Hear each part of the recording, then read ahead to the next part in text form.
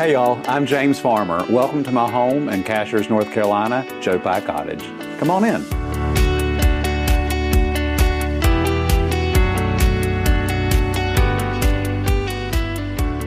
James Farmer, we're back. Caroline. Thank you for having us. As you know, your house tour last year was one of our best videos of the year. Everyone loved seeing your house at Farmdale. Yeah. And so, of course, we're like, well, what else can we show people? What's next? And it was perfectly timed because you have a new book coming out this fall. So tell us about your house. We're here. We're at Joe Pye Cottage, which is my home in Cashiers, North Carolina. The Joe Pye weed is a native wildflower, and it's my favorite wildflower. So I like to name my houses. My grandparents honeymooned up here in the mountains. My family's been coming here, as long as I can remember. So I always joke that this is my happy place, and it really is a happy place for me. So you'll see this house is in home again, and Farmdale is as well. So I like to practice what I preach. I get to work with great clients as an interior designer and photograph the work, and then I'm so glad that y'all could come do this interview and tour. It's incredible. Thank you. I mean, it has a lot of similarities to your house at Farmdale. Yes. I was telling you earlier, I can see a lot of common themes, but it also, unlike your house at Farmdale, has sort of the 70s vibe to it, which is so unexpected and so fun. Yeah. And I was curious whether that 70s sort of bent and, origin story of the area changed the way you approach the decor and the decorating, and if it was challenging at all. So my neighborhood, it's a part of a golf course community and country club. And I always joke, my family, we are the country of the club. But the thing is these houses were built at a certain time. They were built in the 70s into the 80s. And they were built to be golf cottages. You come in from a hike or come in from the course or come in from playing tennis. It's a galley kitchen. You eat all your meals at the club. You drive your golf cart to and fro. And I was just kind of unapologetic about it. Mm-hmm. I could rip out the woodwork or the stairs or whatever. And it's like, I'm changing what's already there. Let me jump into what else I want to do. So I love that little part of like the 70s and 80s. It's like a touch, it's like country French before country French became like a big thing. And so you get some clean lines of the 70s, but you also get a little bit of a little bit of chicken wire with French cherry furniture or fun plaids. And I also think people in the mountains get afraid of color. And they think everything has to be brown and gray. And I'm like, no, the mountains are bright and they're fun and full of color. So that was kind of the inspiration here. We have a joke in my design firm, the same but different. So I feel like this is the same but different. Yeah. Okay, well, I love how, and this is actually kind of how Farmdale is too, maybe a little more so here, but the outside is very dark, moody. It blends with the landscape. Yes. But then the inside is so light, so airy. You've done mostly neutrals. There's obviously color because it's you, but there's a lot of neutrals and a lot of layers, but it overall feels very light. And there are a lot of windows. Yes. So that's one thing about the mountains that is so interesting to me is that each season is just an amazing opportunity of different light. So I didn't want the house to jump out. And, we have, paint color coordinations and things that we do with our, architecture review committee and things. It's a neighborhood, which is totally different than at home. Mm-hmm. So at home, I live in the middle of family land and I could paint my house whatever color I wanted, but I did want it to blend in with the surroundings. Same thing here. So being in a neighborhood is a little different for me. The however is the inside, I really wanted it to have a neutral bend so that when the hydrangeas are, aubergine, plum, this deep coral, they can be the celebration. Or if there's a branch of a, fiery orange maple, I can put that in a vase. So each season is something. So I feel like having a little neutrality inside allows you to celebrate the seasons. I love that. And you've still done all of the layers, all of the antiques that you do at home. And I loved how there are so many patterns, but it reads as very calm and serene. Thank you. So walk me through that, because how do you plan that and how do you sort of map that out? So this is kind of a funny thing. I'm not really like a formula kind of person. I do like a list and, check it off as you go. Same thing with a recipe. I love a recipe, but I'm going to tweak it here and there. I had a design professor who was like, okay, every room needs a solid, a plaid, and a floral. And I'm like, gosh, that's so boring. But it works.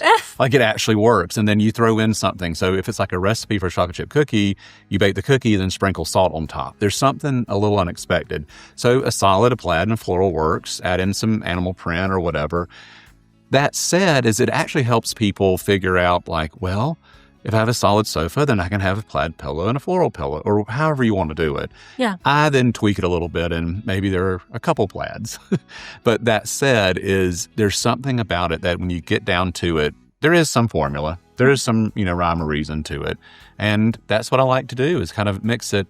But like you were saying, I always go back to nature, and you look outside, and the garden and Mother Nature, they're not following any kind of particular pattern. It is wild and fun. So it's just my homage to that. Yeah, and you've got your favorite colors, Carl, and green. But I like that in here, there's sort of a more like washed version of that, which I think kind of does what you're talking about, where when you bring in that seasonal element, it sort of takes a secondary role, like it sort of stands back. It certainly does. That other stuff. Well, in South Central Georgia, we have Georgia red clay. So everything has much more of an orange vibe to it.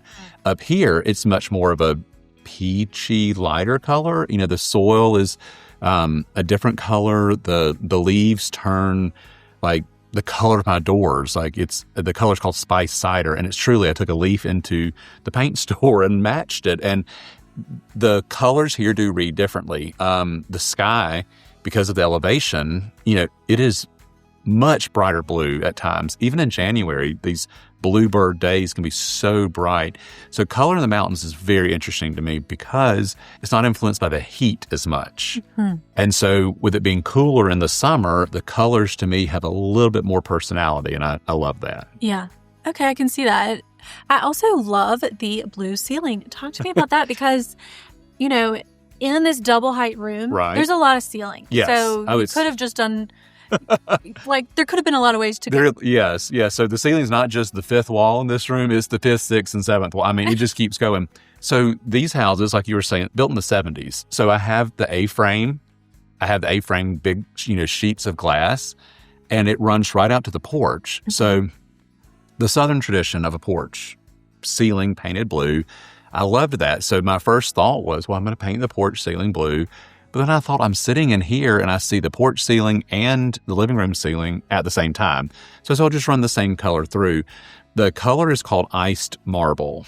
And one of the things that I love about it is how it changes.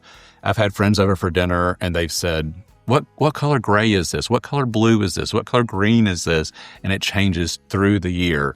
So because of that kind of 70s and the A-frame, and you see the porch ceiling and the living room ceiling, I put it all together. And when you pick your battles, it's like, well, I can have this one as that color, this one is that color. Or let something kind of dictate it for you. And in this case, it was the architecture and the era of the home, and just ran it on through, and a little Southern tradition too. I love that you said that it changes, because I think that for designers, they look for colors that look different in different lights. Whereas it seems like even my girlfriends will say, well, it looks purple now and blue later and gray another day. And that, I guess they think that's a negative, but it sounds like to you that's a positive. No, I think that's a strong positive. So going back to school, so in a color theory class, so when I was at Auburn, I did study landscape design and art history. And I know that's a funny combination, but I knew I wanted to be an interior designer, but also love just plants. So I got to be a double nerd. That said, is in art history and color theory, Rembrandt or Van Gogh or John Constable, whoever we were studying at the time, they weren't painting yellow. It was mixing this, mixing that, and they were constantly trying to get this right formula. That wasn't new to Van Gogh. I mean, the Egyptians were doing that, inside these gorgeous temples in Egypt, or the Romans, the color that they used in mosaics and frescoes. And so I was so inspired, I am so inspired by antiquity and history.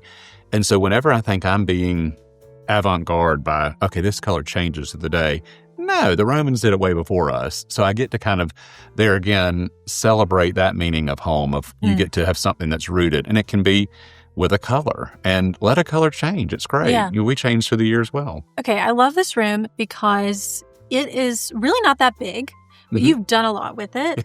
And so, I mean, you have seating area, you've got a dining room, you got sort of an entryway, you're going out to the porch. It's everything. So talk me through the layout, because I'm sure that was probably a challenge. It was such a challenge. So the biggest challenge in this room, besides it being multi-purposed, is that it is the foyer, it is the, entrance to the back porch, but nothing was centered. And I don't know if that was something left over from the time period when it was built or what. So instead of having a wall that I could anchor everything around, I then had to create kind of rooms within the rooms. So in the winter, we use this room a lot because the fireplace is in here.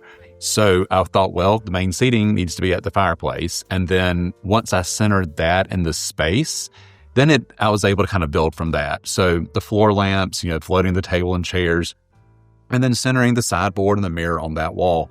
So you embrace what you have, and then you just kind of work with it. But the funny thing to me about this room in particular is that in my community here, we all have the same house. It was all developed by the same man. So you may have 2 bedrooms, you may have 3 bedrooms, whatever it is. So I can go to my aunt and uncle's house down the street, or I can go to my neighbor's house across the street, and it's the same house. But I love seeing how everyone appointed it just a little bit differently. And it's so fun. To me, what makes it work is that we have the doors heading out to the porch, off to the galley kitchen, off to the den. And those are kind of like the spillover entrances to those fun spots. But they also make it challenging, because then you have to have all these traffic. Right. So what I've learned is that, you know what? You have to be kind of unapologetic. Instead of saying, I'm so sorry. No, just have it comfortable. Have it fun. As soon as people start apologizing about something at their home, you're not confident about your house. Be confident about where you live. And I always quote my grandmother that confidence is the best dish a host or hostess can serve. So I could, tear down the chimney and center it on the wall, or I could spend that money going to dinner with friends. Yeah. You pick your battles. Well, what this is teaching me for my own house is that I probably need way less, room for a pathway than I think I do. Yeah, absolutely. Because you fit so much stuff in here. Yeah. But it's still so comfortable, but you get all your function, because it's like, okay, we don't really need 38 inches. Yeah. We can make do with 30. You can make do. And so what it comes down to is this. At the moment, do I need more room for my sisters and their suitcases? My family, we pack in laundry baskets. Do we need more room for our laundry baskets? That's 1 minute. No, we need more room for us all to pile in here and be here. So that entry, exit, that's, check in, check out, that's just a moment. Okay. It's the longer moments that you have to think about. And so if you have a narrower entrance or pathway, that's fine, but live with it. Accommodate the needs that you have, especially those greater ones. For us, it's about wallering. We want to waller. We want deep seating. We want to be by the fire or on the porch. And that's really what kind of ends up instructing the flow for this room in particular. Okay, you've done something in here that I noticed that you do at Farmdale. And no, you've got the floor lamps by the sofa with just a little table. You've got a side table, but it's just a little baby. Yeah. So, I think most people go to a big side table, big lamp. What's the sort of reasoning behind that? Okay, so it's kind of the footprint kind of thing. So, I'm 6'4", a good $2 and change. And so for me to have a sofa, for me to sit down and be comfortable with, and then you add 2 side tables and lamps, next thing you know, you got a stretch limousine in your living room. So it's kind of part of the footprint. Also, it's the task lighting. If I'm sitting here reading, working a crossword puzzle, playing Wordle, whatever I'm doing, that light is just right. It's kind of a elevated library light, so it changes the footprint just a little bit. By having a side table and a floor lamp, you don't have to have as much square footage of a big side table and big table lamp. Yeah. I do love that opportunity, but this room, didn't require it. But you still have, 10 lamps in here? Because you got... Yeah. Gosh, you just counted them, Caroline. I know. Well, no, My name is James and I love lamps. No, it makes sense. What I was trying to point out is you've got the smaller footprint lights in the center where there's more traffic. But then you've put the bigger, more sort of statement-making ceramic lamps on the outside. So you still got that symmetry and those focal points, but they don't necessarily have to be in the center of the sitting area. I love a lamp. I mean, I'm telling you, I love a lamp. The first thing I'm going to do is, if it sits still, I'm going to put a lamp on it. But the other challenge up here in particular is that, like this room being vaulted, it's a lot of volume. And so at night, you can turn on the big light fixture and it's still not, light enough. Mm-hmm. So to me, you need those different layers. Those lamps are on a sideboard, these lamps are on a table, these lamps. So it creates a little bit of varying height of light. When it comes down to it, I just love a lamp. Yeah. And I have them all on a switch, and I turn them on first thing in the morning, and I turn them off when I go to bed, and it's just kind of just fun. So lamps to me are wonderful. I do love a light fixture. I love a chandelier, but a lamp, that's it. Yeah. My favorite. It had never occurred to me. The bigger the room volume was, the more lights you did. Obviously, I would know that like a bigger square footage floor space you would, but I hadn't really thought about Volume is so tough. Well, it's why I don't have a TV in here. I did. When I first moved in here, I had a TV in here, and we had to put the volume on a really high number just to hear it.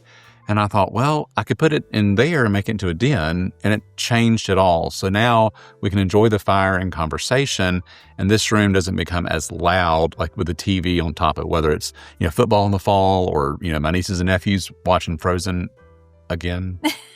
But that said, is it used to be, well, the TV was on and they're trying to watch their show, and my sisters and I are trying to talk, or I've had friends here and, someone's trying to watch a football game. It's bizarre. So you really need volume to create a little bit of drama in a room. I love a little bit of theater in a room, but we are humans and we love cozy. And so when you have that volume, creating the cozy, at this level is really nice. Yeah. And my grandmother, I always go back to her and what she did, but she always had a room, a Waller room or a den of some sort to kind of go for the TV. And I love that. And so in here, like last night we were playing Mahjong at this table. I was sitting here reading them. I'm looking at a new book. And I love that, so it's multi-purposed and layered, not just in the fabrics and furnishings, but in the uses as well. That's a perfect segue into your TV room because I love that space. Thanks. Again, really small footprint, but you've really made the most of all of it. So talk me through that space, because I also love, the layers, the grass cloth, you've got the blue ceiling, the plaids. Yeah, I've got, it's all in there again. It's the same, but different. So that room I wanted to be cozier. So in here, it's a little lighter, brighter. In there, it's kind of the same thing, but different. The floral, it has a little more of a darker, it's more terracotta and brown and more of a slate blue, a darker, velvet on the sofa. But that room used to be a deck, and I closed it in to make this den, and the trees all around there, it's really a darker, cozier room. So it makes sense if you're watching TV in there. But I wanted it to have this feel of like truly cozy. It didn't have a fireplace. And so to me, these homes in the mountains, the fireplace is the epicenter. But since I didn't have a fireplace in there, I thought, well, what can I do? So the grass cloth has a warm hue to it. It's kind of has that raffia kind of peachy tone, carried the blue ceiling on in there.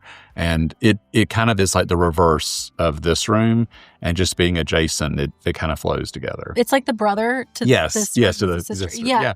And I love it.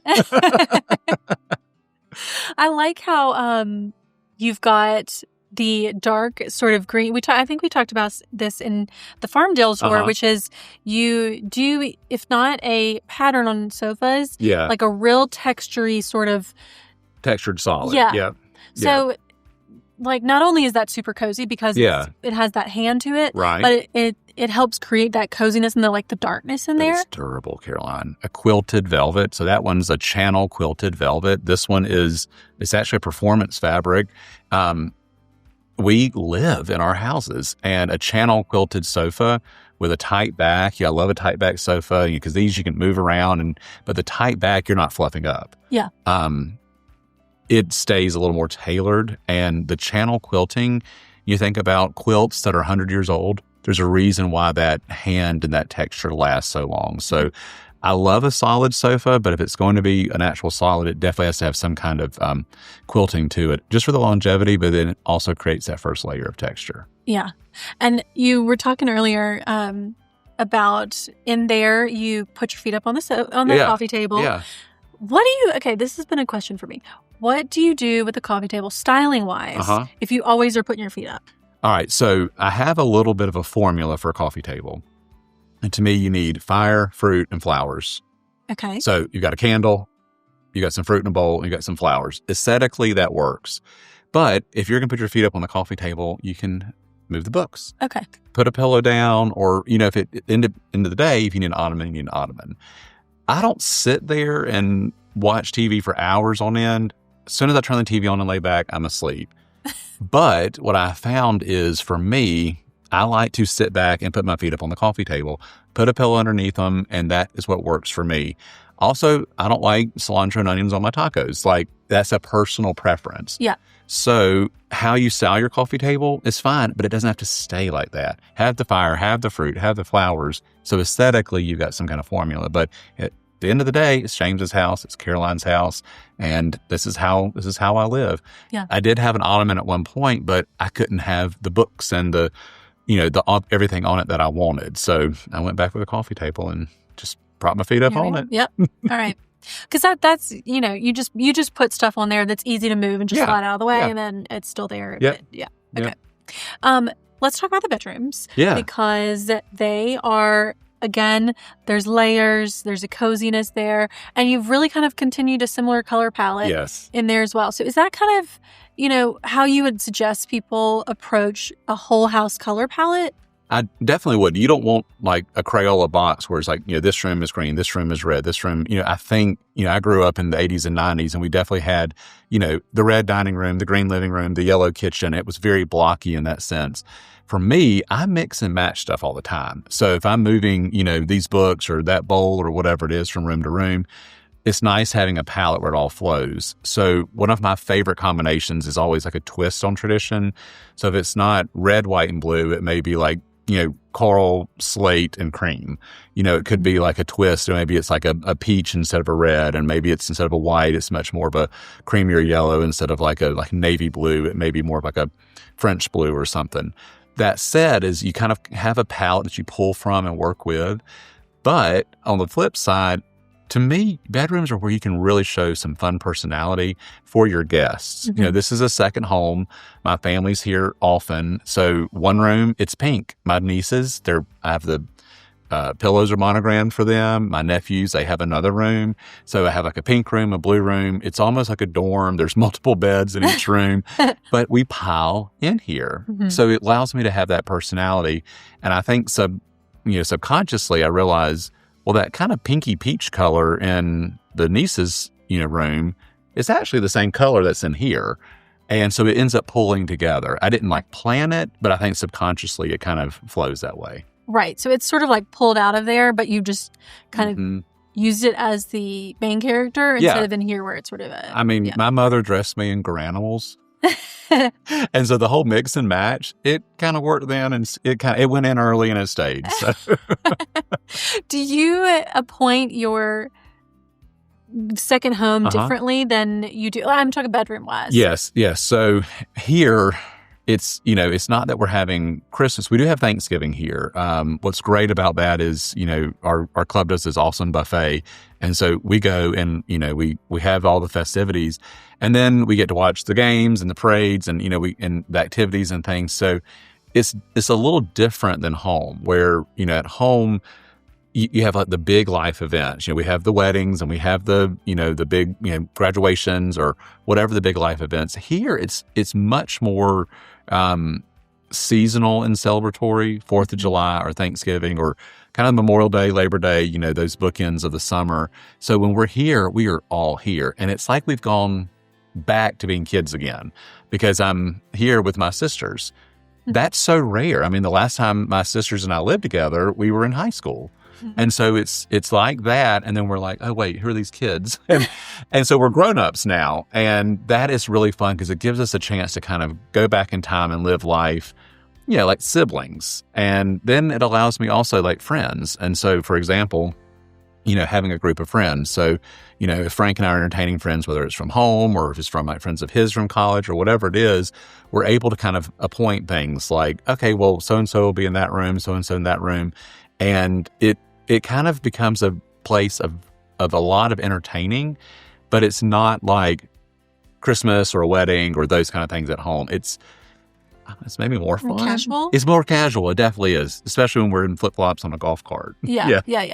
And you're not cooking as much, I take it. No. I don't cook nearly as much here. There's so many great restaurants. I love that I can, take my golf cart, play pickleball, work out, have my Caesar salad. Like, I live a little bit of a life differently here than I do at home. Mm-hmm. We were joking about it earlier about, like, here I have so many more shoes when I wear them.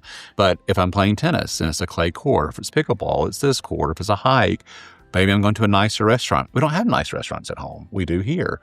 So I have so many different outfit changes a day here. So it's more casual, entertaining, but at the same time, it can just be, we're in sweatshirts by the fire all weekend and there's a pot of chili.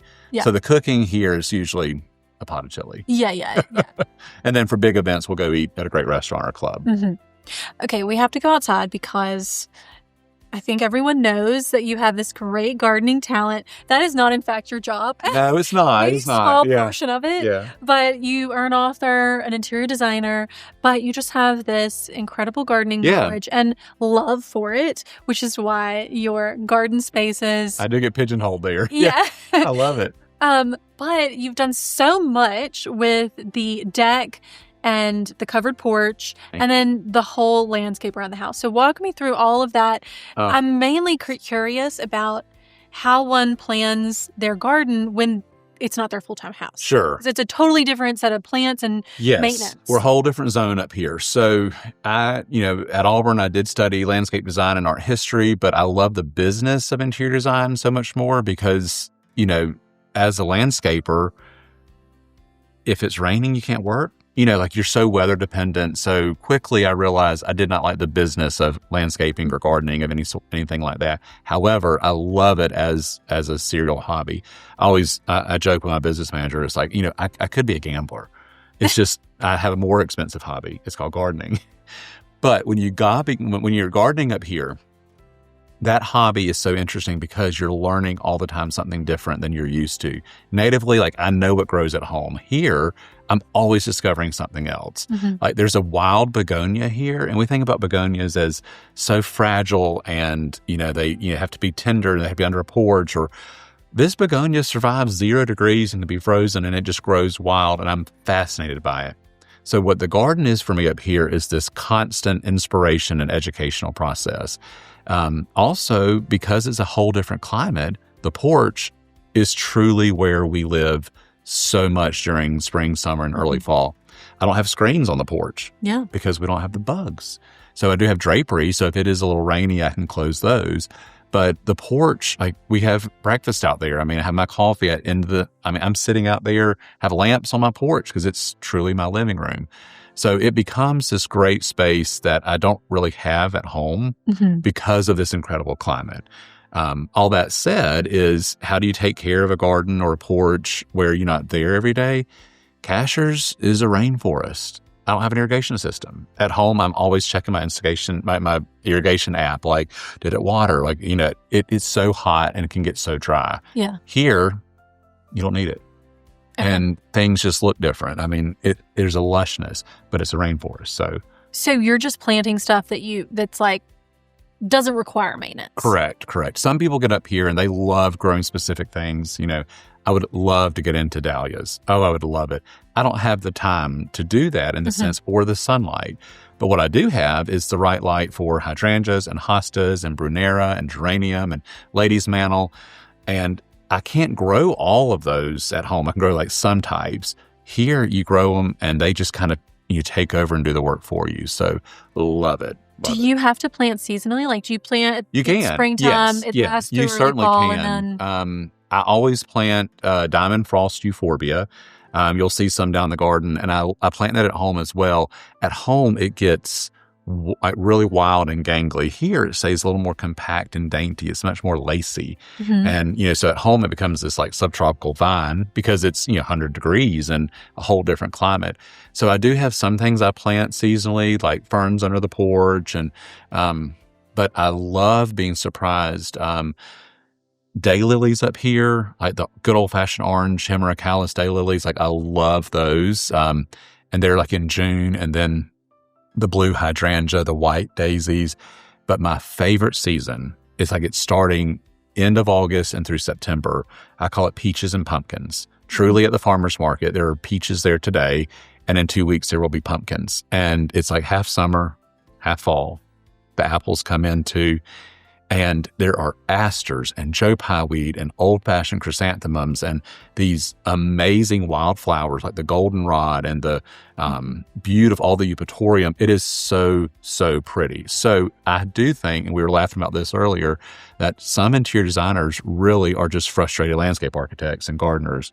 And so it's just another room to decorate. Yeah, well, if you're someone that loves your home, loves to be home, loves making it beautiful, like, you can't help but want to go outside and do the same thing. Yeah. I know. The porch is kind of like the vestibule. So I jokingly call my porch the narthex because it's kind of between the sanctuary and, but I love, studying art history. I loved learning, the symbolism of it all too. The porch is kind of this entry place. It's where you stop before you go into that inner sanctuary, before you get to the Holy of Holies, or before, for me, it's the sanctuary and like the sacred space is really the garden, because that to me is creation just celebrated so beautifully.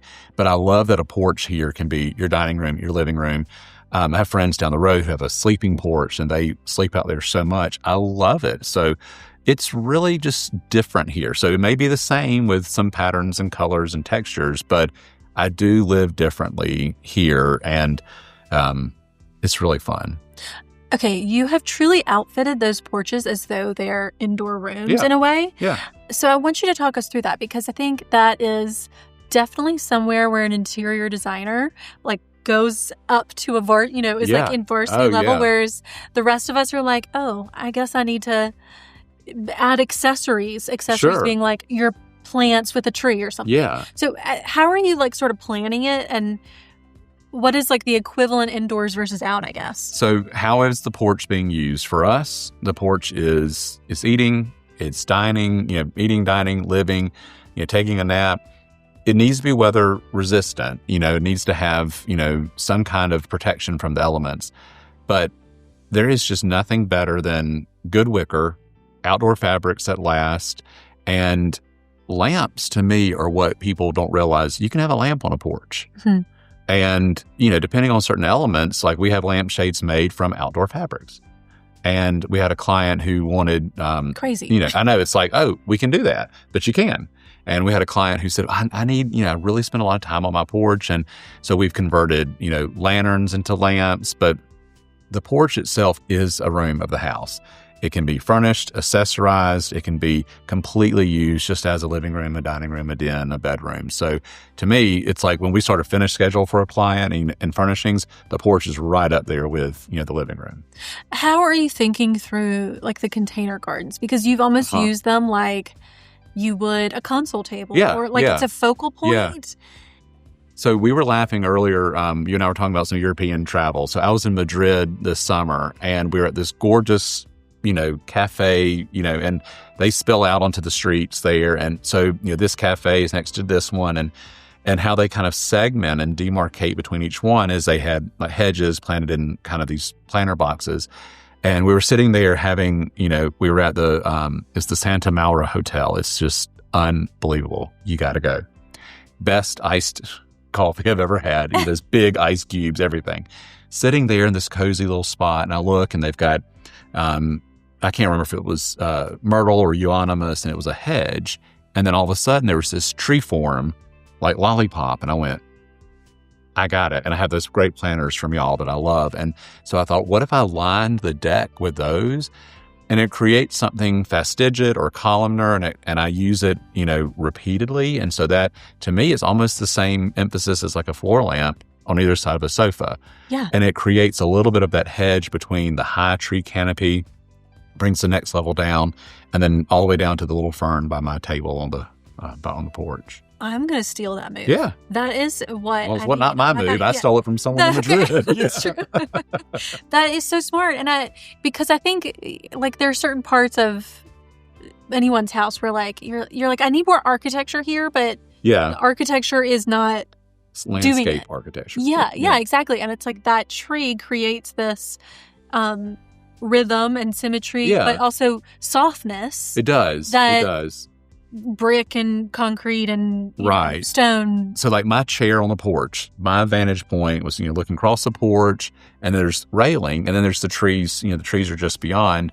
And I kept thinking I needed something between, Mother Nature and my deck. Mm-hmm. And that kind of is that intermediate right there. And I love those willow topiaries or standards. So pretty. And they just look great in that really sculptural planter. I love that planter. It's and then what about the trellises? Oh, so the trellises are down in the lower garden. So the trellises to me were an answer to something. So I've had pots with plants in them. I thought, what do I need? I even thought at one point, do I need 4 statues of the 4 seasons? I needed something tall in the corners. But everything I tried that was a plant just wasn't working. I didn't have enough light to grow tree-form roses. I didn't have enough sunlight to grow this plant. And so I had so many trees around and I had so much plant material, the right plant just wasn't fitting in this corner. I needed something sculptural. Mm-hmm. I needed something architectural. And that trellis, it's almost 7 feet tall. I'm 6'4", and they're taller than I am. And they add that punctuation in the corner. And since it's a lower garden and I look down on it from the deck and you have to take stairs and wind down into it, once you get in there, they are that intermediate kind of between the tree and the intimacy of the garden. So they really fit that bill great. And you've kind of done something similar out here with the columns, with the fern on top. Yeah. So you're sort of like doing same but different. Same but different. Yeah. It works. But it really does. It creates this focal point over there. And I love how simple that is. It's a fern in a, terracotta pot on a... Mm-hmm. And I can't take credit for that. I was... it's a fern stand. The Victorians were all about, they loved bringing plants in and out and, really showing them off. And so there are antiques, plant stands, fern stands that are, these pedestals meant to put a plant on a pedestal to show it off. But there is some rhyme and reason to it. The fern loves elevation. It has light. It has air movement around it. And those are happy campers right there. And they're this kind of lime green variety. I love the kind of chartreuse nature of them. They look great. And to your point, they do exactly what a lamp does on a console table. Exactly. Because they're flanking sort of like a little bar, but they're creating this height. Yeah. And I always feel like it's hard to get height in a garden. You've got trees. Yes. And then you've got... your plants and the beds. Yeah, and your furniture. But there's nothing sort of in between, like a curtain rod or a mirror on the wall. So, okay, this is all clicking for me. I like it. Yeah. I see it clicking, but I'm also seeing oh, wow, there was some rhyme to this reason. Or, I think it's so fun when someone else appreciates it and you appreciate it. And seeing it, that's why I was so excited for y'all to come over, because not that it's I want to show off my house. It's more so look how pretty my ferns are. You got to see them today. But really, that to me is a reason to celebrate and to get together and come see it. And it's fun when you can live, this is what I do for my clients. You see it in my books and you see it, on Instagram, but to be able to create it for yourself it's a way of, practicing what you preach. I'm sure you want to have all of your clients over, because when they look at your gorgeous book, you're stunned by how pretty the photograph is. But when you're in the space, it's not just visually beautiful, it feels good. And I think that feeling is something that you can really only capture in person or maybe in a video. Yes, hopefully in a video. I definitely think you can. It's different. It has a whole feeling and warmth that you just can't capture in a picture. So I love that. Joking with a client. So they're in the new book. It's a phenomenal place in the Lowcountry. And she just said, I want my house to look like this all the time.